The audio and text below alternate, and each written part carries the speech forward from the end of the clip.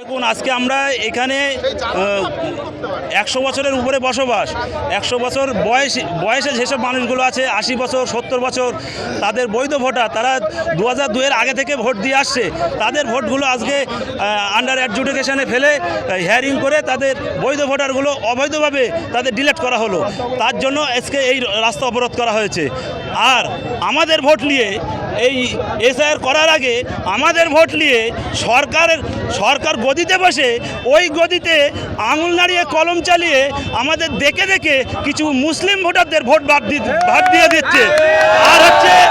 আর বাংলাদেশ থেকে অনুপ্রবেশকারী যেসব হিন্দু ভাইরা এসে, আমি হিন্দু ভাইদের মনে দুঃখ দিচ্ছি না, তারা আধার কার্ড দিয়ে এসআইআর ফর্ম ফিল আপ করেছে, তাদের নাম উঠে গিয়েছে। আর আমরা 100, 150, 200 বছর এখানে বসবাস করছি, আমাদের নাম উঠছে না। আজকে যারা গদিতে বসে আছে তারা একটু চিন্তা করুন। আর আমাদের এই যে রাস্তা শাশুয়ের পেছনে বিজেপি চক্রান্ত আছে। বিজেপি চক্রান্ত যদি না থাকতো তাহলে নির্বাচন কমিশনার জ্ঞানেশ কুমার এই বিচার করতে পারত না। এর পিছনে বিজেপির বড় হাত আছে। তার জন্য দেখে দেখে মুসলিম ভোটারদের নামগুলো বাদ দিচ্ছে। তাই আমাদের একটাই দাবি, আমাদের যদি বৈধ ভোটার বৈধভাবে যদি না ওঠে তাহলে আমরা আমাদের গোমা 2 নম্বর গ্রাম পঞ্চায়েতের অধীনে 139, 40, 41 নম্বর বুথে ছোট বামনিয়া গ্রামে আমরা টোটাল ভোট, সামনে বিধানসভা ভোট বয়কট করবো।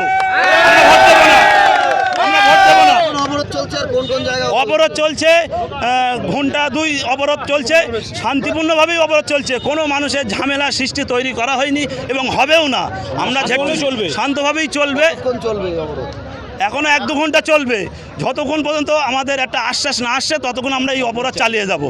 বিডিও অফিসের কোনো প্রতিনিধি যতক্ষণ না আসে, বিডিও অফিসের প্রতিনিধি ওরা আসুক, ওরা আশ্বাস দেখ, তাহলে সেই আশ্বাস লিখিত দিলে আমরা সেইভাবে আমরা অপরাধ তুলে নেব।